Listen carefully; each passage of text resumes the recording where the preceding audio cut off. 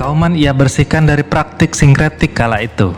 Kiai Dahlan juga mempunyai keinginan yang kuat untuk mengajak kaum muslim memiliki perasaan simpati kepada mereka yang berkekurangan. Penerapan surat Al-Ma'un adalah salah satu bentuknya.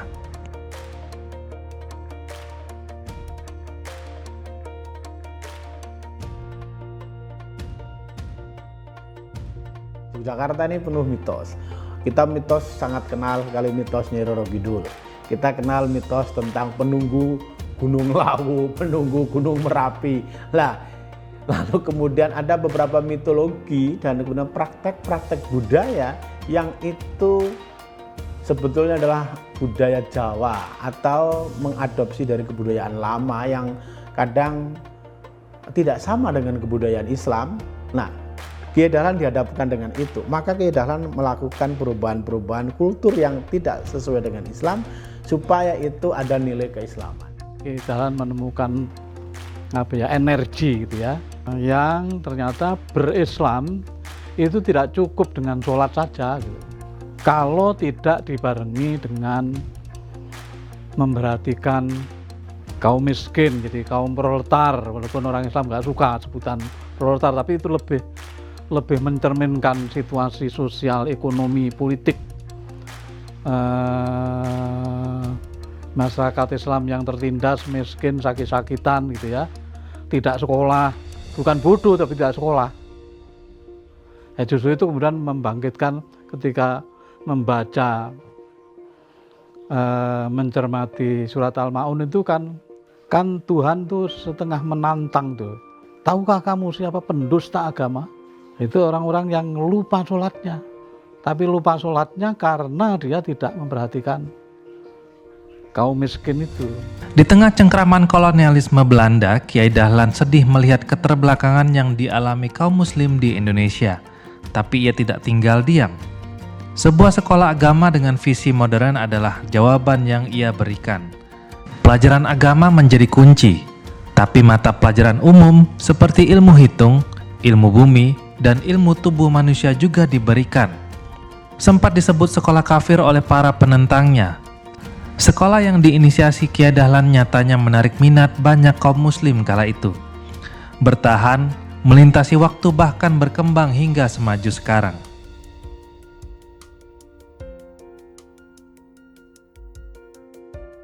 Jogja, Keraton Jogja pada saat itu sedang berada dalam kekuasaan Belanda kan. Sehingga lalu lintas orang Belanda, orang asing ke Jogja, dan kebetulan Kiai Dahlan adalah salah satu abdi dalem, sehingga komunikasi, jadi ada dua sisi kauman itu bagi Kiai Dahlan, jadi menampilkan religiusitas Islam tradisional di satu sisi ya. Lalu di satu sisi yang lain karena kota Jogja itu tempat keraton yang pada waktu penjajahan Belanda merupakan pusat kebudayaan Indonesia yang Islam, lalu berjumpa dengan modernitas. Jadi kontras. Di sisi lain kauman tertutup, jadi justru itu yang membuat Kiai Dahlan untuk merenung bagaimana ini. Di sisi yang lain, Islam yang dia pahami adalah Islam yang memberi kenyamanan hidup, kesejahteraan hidup bagi pemeluknya dan juga bagi masyarakat di mana Islam berkembang. Pada saat yang sama, masyarakat Jogja dan kawasan sekitarnya mayoritas Islam, tapi mayoritas miskin, masyarakat menderita, mayoritas tidak terdidik, masyarakat mayoritas sakit-sakitan. Jadi memang kontras antara idealitas Islam ada di penjajah, idealitas kehidupan ya, tetapi justru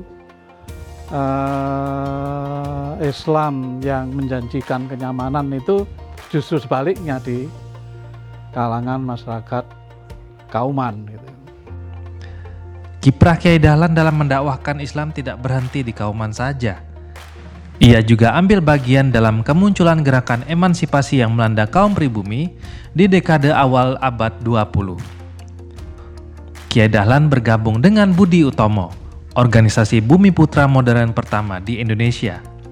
Ia memberi warna Islam di tengah Budi Utomo, termasuk dengan menyampaikan ceramah keagamaan di hadapan para anggota Budi Utomo.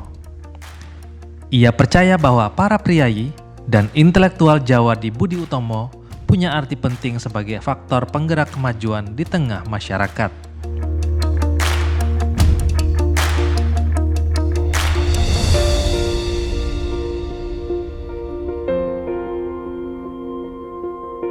Tak berhenti di situ, Kiai Dahlan juga bergabung dengan salah satu organisasi Islam yang sempat menjadi organisasi terbesar di zamannya, Syarikat Islam.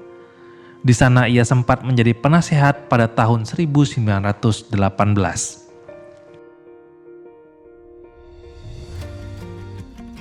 Bila bergabung dengan Budi Utomo dengan Syarikat Islam merupakan cara Kiai Dahlan untuk masuk ke kalangan yang lebih luas di Jawa, maka partisipasi Kiai Dahlan di organisasi Jamiat Khoir telah memungkinkan dirinya untuk mengakses inti dunia Islam di mancanegara.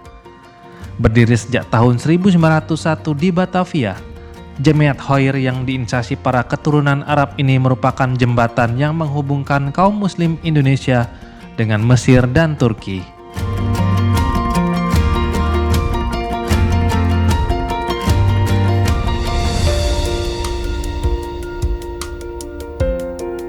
Raja yang kuat dulu kan Raja Jogja gitu ya, dengan kauman-kauman yang lain.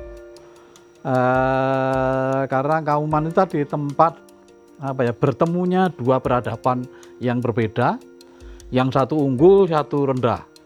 Padahal yang rendah ini sebenarnya punya ajaran yang gitu ya. Di saat yang sama Kiai Dahlan bergaul dengan peradaban sebelahnya itu, termasuk orang-orangnya, termasuk orang-orang Indonesia yang punya akses dan termasuk golongan yang terlibat di dalam kehidupan modern, yaitu tokoh-tokoh pergerakan. Jadi Kiai Dahlan itu kan anggota Syarikat Islam, anggota Budi Utomo. Jadi kiai tetapi kemudian gaul gitu loh kira-kira ya. Tapi bukan larut Kiai Dahlan, justru Kiai Dahlan menyerap sistem organisasi, sistem pengambilan keputusan di organisasi-organisasi gerakan nasional itu ya. Di sisi yang lain justru Kiai Dahlan memperoleh kesempatan untuk menyampaikan ajaran Islam. Disitulah antara lain kemudian Dr. Sutomo itu tertarik pada Muhammadiyah. Ahmad Dahlan mendirikan Muhammadiyah, tentu ini organisasi adalah sebuah pergerakan yang sifatnya modern. Belajar dari mana? Kiai Dahlan pernah belajar dengan Budi Utomo yang di situ para dokter ini yang sekolah di Belanda, yang sekolah di Stovia itu, yang ini adalah kebudayaan tentu Eropa. Kiai Dahlan itu seorang santri, seorang ulama yang belajarnya ke Arab Saudi. Lalu kemudian belajar dengan tokoh-tokoh pergerakan yang ada di Syarikat Islam seperti Cokro Aminoto dan yang lain-lain, Agus Salim, sehingga menurut hemat saya kemudian selain itu ada taman siswa, priyayi seperti Ki Hajar Dewantara yang itu mengembangkan dunia pendidikan. Ki Hajar Dewantara adalah priyayi murni, ya, Budi Utomo adalah priyayi kelas ningrat, para bangsawan dokter. Lalu kemudian Syarikat Islam itu adalah ulama dan tokoh pergerakan Islam, Cokro Aminoto. Kemudian dikawinkanlah itu di dalam membuat Muhammadiyah. Sehingga Muhammadiyah itu sebetulnya kalau mau dikatakan ini adalah perkawinan dari pemikiran dan refleksi keorganisasian Ahmad Dahlan yang makanya disebut melampaui zamannya. Karena apa? Mengawinkan tradisi priyayi, lalu kemudian Eropa, lalu kemudian pergerakan Islam. Yang ini kemudian ada di Muhammadiyah. Jadi menurut saya ini memang dikatakan dalam beberapa literatur, Kiai Ahmad Dahlan membuat Muhammadiyah itu melampaui zamannya pada saat itu.